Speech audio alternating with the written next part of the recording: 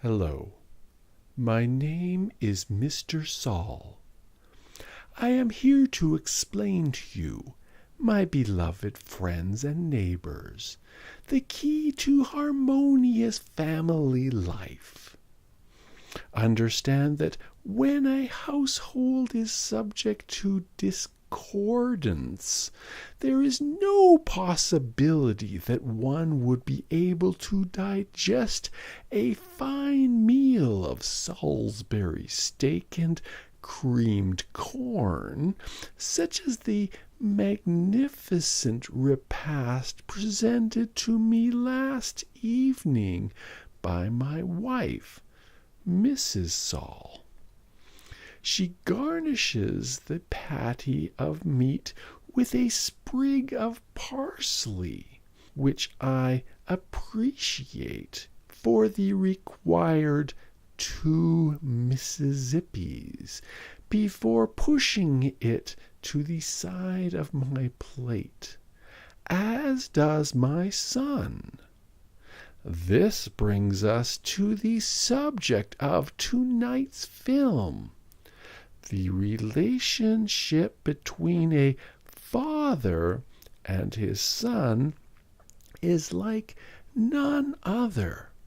In fact, the truth about the father-son bonds were first taught to me by my father, who, at one time, was a respected pillar of his own community. He once told me, in no uncertain terms, and I will never forget this until my dying days, he said, "Mr. Saul, you must always pay necessary compliments over the presentation of meals served to you, lest you become a misery of a man who serves his meals to himself, and that is no man at all." These 36 words have been the bedrock of my relationship with my father, whom I have grown to be identical to, and of my relationship with my son, whose unwavering adoration and respect for me will hasten his development into being an exact replica of me, Mr. Saul. I am reminded just now of the last time that my son, Mr. Saul Jr., spoke with my father, Mr. Saul Sr., a short time back. It was during a sporting event in which one group of uniformed players were attempting to outperform another group of similarly outfitted, but for the coloration of the fabric, team of players. The sport involved some sort of ball. You know the one. Anyways, my son looks up at his grandfather and says to him, "You sure look old." Well, I could not have been more proud.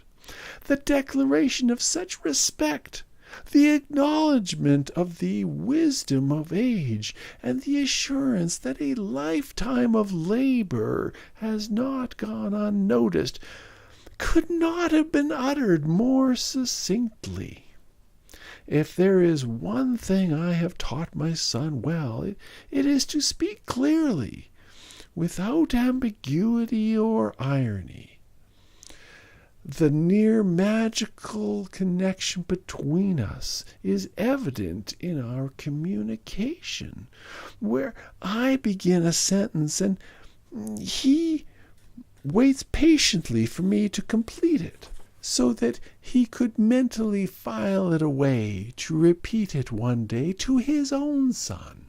It is in the way he complies with my every request, never doubting for a moment that my needs are paramount, that I know my wisdom has passed down directly to him, and that the continuity of harmony will pass from me to him, just as it did with every prior generation of Mr. Saul to Mr. Saul.